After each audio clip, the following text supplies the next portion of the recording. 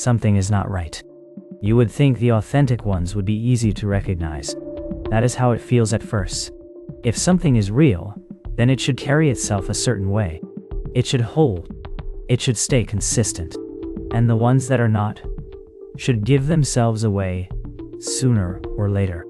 That is what we expect. Most people do. You look for what seems solid. You trust what appears familiar. You assume the authentic ones will remain where they belong, separate from everything else. But that separation does not stay clean for very long. Some things seem to fit too easily.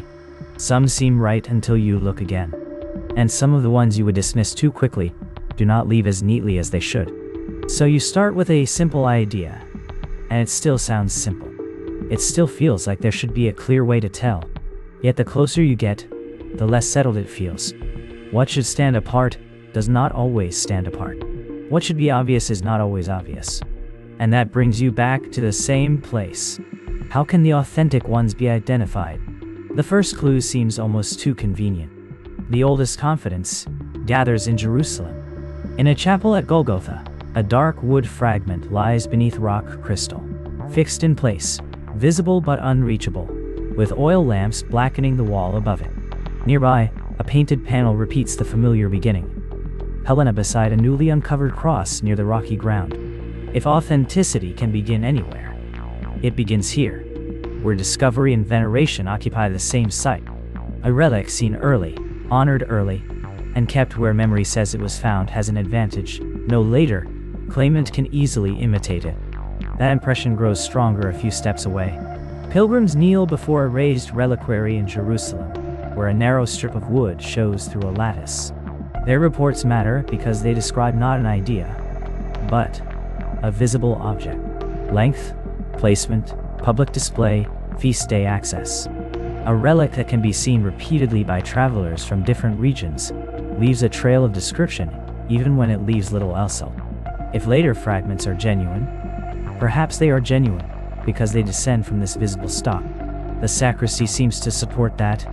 Small splinters rest in gold cross-shaped pendants on a cloth-covered table, each too slight to suggest invention on its own. Each exactly the kind of piece that could have been cut from a larger relic for distribution to churches. That would explain why so many communities speak of possessing the cross without claiming a beam-sized remnant. The authentic fragments, then, might be identified by one practical condition. They should connect back to early Jerusalem veneration, not merely by legend, but by the logic of subdivision. A large relic in one place, tiny portions sent outward. The pattern is physically plausible, but the closer the eye stays on the objects, the less complete that explanation feels. The fragment under crystal at Golgotha is dark and substantial enough to be described as a relic in its own right. The strip behind the lattice is narrow, but still visible at a distance. The splinters and pendants are much smaller, almost token-like. Were these cut from the same stock, or are they devotional approximations shaped to match expectation? The records that mention distribution often preserve the act of giving, not the dimensions of what was given. A portion can mean almost anything once the wood is enclosed. Even the strength of Jerusalem raises a procedural problem. Early visibility is not the same as continuous identity. A pilgrim report can confirm that wood was displayed in a shrine on a certain deity.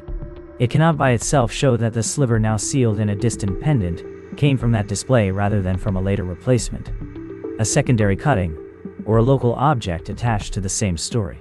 The painted Helena panel helps explain why fragments were trusted. It does not distinguish one splinter from another. So the investigation narrows without settling. The strongest candidates appear to be those tied to the earliest Jerusalem cult, especially where a visible relic, repeated reports, and the distribution of small pieces can be placed in the same chain. Yet the chain is mostly made of sight, memory, and enclosure. Which surviving fragments still belong to that chain, and which only resemble what that chain taught the world to expect. The first impression is almost too clean. In Rome, a sealed silver reliquary stands on the altar with a narrow strip of dark wood, visible through a round window, its edges worn smooth, its placement fixed by fittings that look older than the outer casing. In Jerusalem, A long splinter sits inside a cross-shaped mount beside a faded parchment label, whose script belongs to an early hand. In Constantinople, a jeweled case appears in feast day descriptions again and again, always in the same position beneath a canopy, always brought into view on the same day. If authenticity can survive anywhere, it should survive here, where custody is public, repeated, and difficult to improvise after the fact. That seems to give a workable rule. Begin with the fragments tied to the oldest shrines. Then ask whether the records and the objects still agree. 3 reliquaries from different centers set side by side in a treasury photograph make the rule look stronger. Each encloses a similar dark sliver. Each is described not as a block or beam, but as a thin piece suitable for a display, procession, and subdivision. The resemblance is not proof, but it is the kind of resemblance continuity should produce. A relic preserved in Jerusalem, copied into liturgy, transferred into imperial and papal custody, and enclosed in sealed mounts, ought to leave exactly this sort of trail. Then the measurements begin to matter. The Jerusalem splinter is long and narrow, almost reed-like. The Roman strip is shorter and broader. The Constantinopolitan descriptions call attention to brilliance of casing and feast day exposure, but say little about dimensions. That silence might not matter if the labels were stable. Yet, the parchment in Jerusalem aligns with the mount, not necessarily with the wood now fixed inside it. The silver reliquary in Rome is sealed, but the seal belongs to the container's later restoration, not automatically to the fragment's first enclosure. Ancient custody is being claimed by objects whose visible form has already passed through repair. Still, the liturgical pattern keeps the stronger shrines in front. Local pieces can claim anything. These cannot move unnoticed. Feast day use creates witnesses. Inventories recur. Pilgrim reports mention visibility, not rumor. A relic shown publicly over centuries should be harder to substitute than one resting in a village chapel with only a local story behind it. That feels like the nearest thing to a test. But the side-by-side comparison introduces another problem. The 3 slivers are similar in color, not in cut. One is mounted to emphasize a cross-like outline. Another lies as a plain strip. A third is described only through the reliquary that contains it. Are these surviving portions of one object divided at different times? Or are they separate pieces shaped to meet devotional expectation? The cross-shaped mount in Jerusalem helps continuity and complicates it at the same time. Does the fragment match the description because it was preserved that way? Or because it was selected for that shape when mounted? The later medieval pieces remain off the table for now, and that exclusion makes the major shrines look even stronger. Yet even within this narrower group, continuity depends on more than age. It depends on whether the chain runs through the wood itself, or only through the shrine that houses it. If the reliquary is ancient, but the insertion is not, what exactly has been preserved? And if the feast day records prove that something was displayed, do they identify the same splinter now visible through crystal, or only the place where belief was expected to gather? The first count looked reassuring. On the monastery wall, each reliquary held almost nothing. A chip behind glass, a sliver under crystal, a tag naming a church, a donor, a feast. If the claimed fragments of the true cross had survived only as particles, then the old objection about impossible quantity seemed overstated. Hundreds of churches could possess something authentic if each had received only a shaving. The wall itself almost argued for that conclusion. No beam, no plank, only repeated reduction. Then the inventory from 3 neighboring houses was laid beside it. The labels did not merely say, from Jerusalem, or from a great shrine. They named separate journeys. One fragment had come through Constantinople after a siege. Another had been brought directly from the Holy City by a bishop 2 centuries earlier. A third had been cut from a relic in Rome and sent north as a diplomatic gift. Yet the reliquaries were nearly identical in size, and the enclosed wood chips were so similar in color and shape that the distinctions depended almost entirely on writing, added long after the supposed transfers.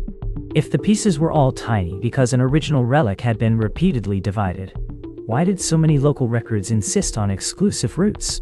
The market evidence offered a practical answer. On a stall, Between wax seals and pilgrim badges, small pendants containing splinters appeared in batches. Their mounts were standardized. Their inscriptions left blank spaces for saints' names and destinations. That made the multiplication easier to understand. Not every claimed fragment needed an ancient journey. Some could have entered circulation through medieval trade, packaged devotion rather than inherited custody. For a moment, the field narrowed cleanly.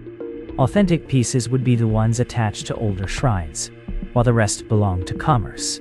But the manuscripts on the desk complicated even that sorting. Two open codices traced the history of what each called the same fragment. In one, it left Jerusalem for Constantinople in the 7th century. In the other, a relic of matching dimensions reached a western abbey directly from Palestine in the 6th. The routes diverged before the dates of the surviving reliquaries. The contradiction might have exposed a forgery, except that both texts were early enough to matter, and both referred to a fragment already described as small. Was one account copying the prestige of the other, or were both preserving memories of subdivisions from a larger stock, no longer visible in the record? The tabletop comparison pushed the question back into physical terms. Dozens of wood pieces from separate churches had been assembled in one place. Individually, they looked negligible. Together, they spread wider than a single beam. The old skepticism returned at once. Too much wood, too many claims. Yet, the pile was deceptive. Some pieces were thick, some paper-thin, some clearly trimmed to fit later mount set. A few were no larger than coarse dust clinging to silk. Volume could not be judged by footprint alone. So the search for authentic fragments moved toward a stricter test. Not whether every claim could stand, but whether any group of claims shared a plausible pattern of reduction and transfer. That seemed workable until the duplicate roots reappeared. If several churches held nearly indistinguishable splinters, and several early records assigned singular importance to each, what exactly was being tracked? The wood itself, the act of division, or only the authority of the place that said the division had occurred? The count became less absurd once the pieces were seen together. In the treasury, a large central reliquary stood alone in the middle case. Dark wood set deep behind crystal. Around it, in concentric rows, dozens of smaller containers held almost nothing. Slivers, shavings, dust-like chips suspended on silk. The old objection, that the claimed remains of the true cross could not all fit within a single beam, lost some force in front of this arrangement. Most surviving claims were not beams at all. They were the kind of fragments that could be produced by repeated division over centuries. An inventory register displayed beside one shrine made that possibility look almost procedural rather than legendary. One entry recorded a portion removed for a patriarchal chapel. A later line noted another division for a distant church. Then, another and another, each subtraction smaller than the last. If major centers had held an early relic stock and distributed minute portions outward, the multiplication of fragments no longer required every church to possess an independent discovery. It required one source, then many cuttings. That explanation held together especially well on the shelf of crystal capsules. The capsules were near identical, but the contents were not. Some held splinters long enough to show grain. Others contained particles barely thicker than dust. Their scale suggested descent, not duplication. A large relic could become many tiny relics. A tiny relic could not become a large one. The hierarchy of sizes seemed to point back toward a few older centers. Then the labels began to interfere. Several capsules on the same shelf carried local inscriptions claiming direct antiquity, as if each fragment had arrived whole from the earliest age, rather than from a later division. Yet the register beside them listed distributions from a major shrine only in the 12th and 13th centuries. If these pieces came from that documented stock, why preserve traditions that ignored the transfer and spoke instead of apostolic-era custody? The wood itself did not answer. The wording around it multiplied origins where the shelf arrangement suggested dependence. The pendant in the side case sharpened the problem. Inside the gold frame, against red silk, lay a shaving no thicker than a fingernail clipping. Its accompanying note traced it to a famous urban shrine known for sending out relic portions. That was plausible. But another pendant, nearly identical in size and mount, claimed descent from a different center entirely, though both descriptions used the same language of ancient division, and both appeared in inventories only after the same century. Were these parallel branches from separate early stocks, or later devotional copies modeled on the prestige of recognized sources? The central reliquary drew attention back because it seemed to offer stability. Its casing was older, its documentation earlier, its place in the room unmistakably primary. If authenticity survived anywhere, perhaps it survived there first, and the outer rings merely inherited status by contact and subdivision. But the register complicated even that. The listed divisions did not all proceed outward from one object. Some referred to portions received from elsewhere, and then redistributed again. The pattern was not a single trunk with branches. It looked more like several old centers exchanging, dividing, and reissuing fragments across generations. So the question narrowed, but did not settle. Not which church possessed the whole truth, and not whether every splinter was equal, but which fragments belonged to an old chain of division, and which only borrowed its language. The smallest pieces now looked less suspicious than before.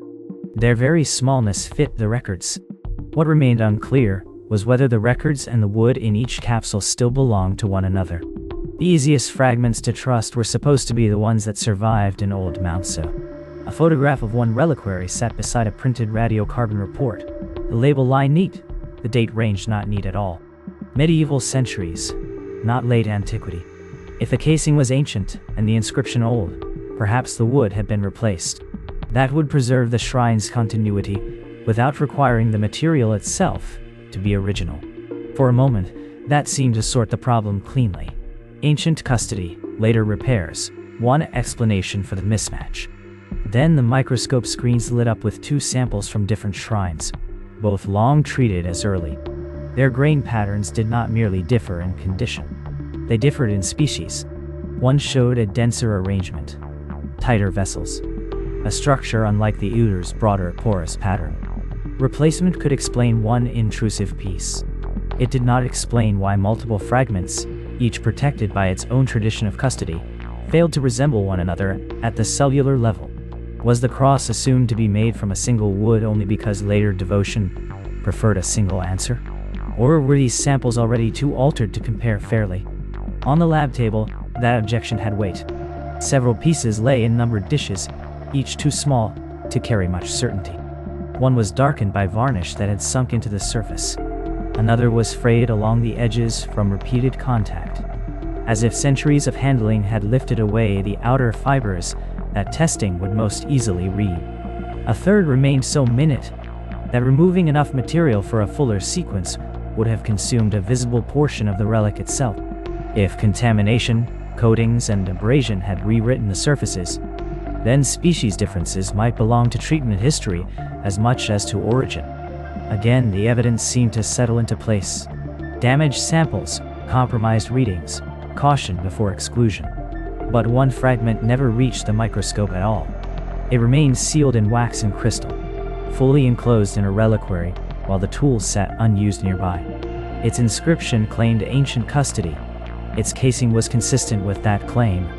Its wood could not be sampled without breaking the enclosure that made the claim persuasive in the first place. The strongest candidates were often the least testable. The most testable were often loose, tiny, or already detached from their oldest settings. How much confidence should attach to a result drawn from the fragments easiest to cut? The reports accumulated anyway. Some pieces produced date ranges that did not merely drift it. They landed centuries late. Not 1 or 2 years off. Not a broad overlap that could be argued back toward Jerusalem, but medievally. Yet even here the contradiction did not stay still. A later date might belong to a replacement sliver, inserted into an older mount. It might belong to a devotional copy housed under an inherited label. It might belong to a surface consolidant if the sampled fibers were too shallow. Which layer had actually been dated? The relic, the repair, or the residue of preservation? So the search for authentic fragments narrowed and blurred at the same time. The inscriptions could not carry the burden alone. The wood could not speak clearly on every sample. Species varied. Dates varied. Access varied. and the pieces most often cited as secure remained behind crystal, untouched, their claims resting where tradition and material examination could not fully meet. The first image that seems to settle the question is not a fragment at all, but a drawing. An early manuscript illustration of a large cross laid across a table, its length already divided by marked cuts. If that image reflects practice rather than symbolism, then the problem changes. Authenticity would not depend on finding one intact survivor. It would depend on whether later pieces can be placed somewhere inside an old sequence of division. That possibility gains weight when the surviving records are laid beside geography. Fragments from Jerusalem, Rome, and Constantinople can be pinned to a map and linked by dated mentions, feast day use, and shrine inventories. The lines do not form one clean chain, but they do converge at the same few centers. A splinter in Rome appears in a liturgical list after a transfer from the east. A piece in Constantinople is described as already small, already enclosed, already treated as one portion among others. A Jerusalem notice refers not to a beam, but to portions being shown and guarded. For a moment, the strongest candidates seem identifiable, not by complete custody, but by repeated appearance inside old devotional networks. Then the empty niche intrudes. In one treasury recess, only a label survives, with dust marks outlining the base of a larger reliquary that is no longer there. The inscription names the cross, but not a fragment size, not a date of removal, not a destination. Nearby inventories mention a loss during transfer after a sack. Then later, lists mention several smaller pieces in different institutions, each claiming descent from an older shrine. If the larger relic vanished before those lists were made, are the smaller pieces remnants of it, replacements for it, or independent fragments borrowing its authority? The map's converging lines still hold, but now they pass through absences. The later chapel complicates things further. On its altar sits a bright reliquary, sharply worked, visibly recent in style, modeled after an older shrine preserved only in a faded wall painting nearby. At first, that seems easy to classify. Imitation, prestige by resemblance. Yet the chapel archive preserves a copied text describing a fragment received from a major center after dispersal, and the wording matches an older formula used elsewhere. The container is late. The devotional language is not. The object on the altar may be new housing for an old claim, or new housing for a copied claim. So the search narrows again, this time toward overlap. Which fragments carry both an early textual trace and a devotional setting that does not appear invented after the fact? Which ones are small enough to fit repeated subdivision without requiring impossible losses? Which ones appear in records before the great waves of imitation begin? But even that cleaner approach catches on practical details. Some old descriptions speak of visible portions large enough for public display. Surviving candidates in related shrines are now dust-like slivered. Some routes from Jerusalem to Rome and Constantinople are documented only after intervals filled by war, seizure, and relocation. A fragment may sit exactly where a chain of veneration would predict. Yet the chain itself passes through years when treasuries were emptied, rebuilt, and relabeled. The authentic ones may be the pieces that belong to those old lines of division. The difficulty is that the same lines also taught later churches how an authentic fragment ought to look, travel, and be described. The table sorted the problem before any argument began. At one end lay a few reliquaries with long histories attached to places: Jerusalem, Rome, Constantinople. Their mounts were old enough to show it. Worn hinges, darkened silver. Inventory tags layered one over another in scripts that changed by century. At the other end sat a larger cluster of local pieces, many in brighter settings, many with labels that began late. If authenticity could still be approached at all, it seemed to begin here. Not with every claim, but with fragments that could be placed near the earliest centers of veneration, and then followed outward. That arrangement almost held on its own. The older group shared another feature. Their wood was small. Not beams, not dramatic chunks, but narrow splinters and shavings, exactly the kind of remains one would expect if an early relic had been repeatedly divided and distributed. A small dark fragment in an ancient mount measured only a few millimeters across at its thickest point. Yet the chain of tags attached to it ran back through multiple treasuries. A later local piece, larger and more theatrical, had no record before the 14th century. The contrast suggested a workable rule. The strongest candidates would be the ones tied to early Jerusalem-centered devotion, then to major late antique shrines, and reduced over time into plausible subdivisions. Under neutral light, that rule seemed to improve. One report beside a photographed fragment gave a date range that did not conflict with antiquity. The wood anatomy, though limited by size, did not force a later origin.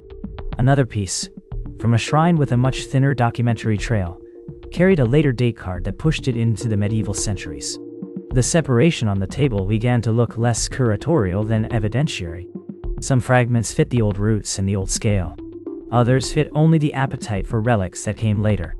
But the older reliquaries did not align as neatly as their tags suggested. One splinter with a strong shrine history was too enclosed for full testing.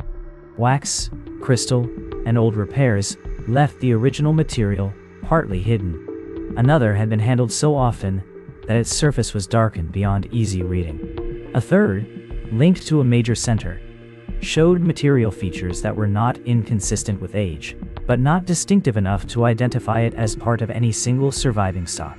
If the best candidates could only be described by what they did not contradict, how far did that really narrow the field? The chapel evidence complicated it further. In a dim apse, a centuries-old reliquary remained fixed above an altar, blackened by candle smoke.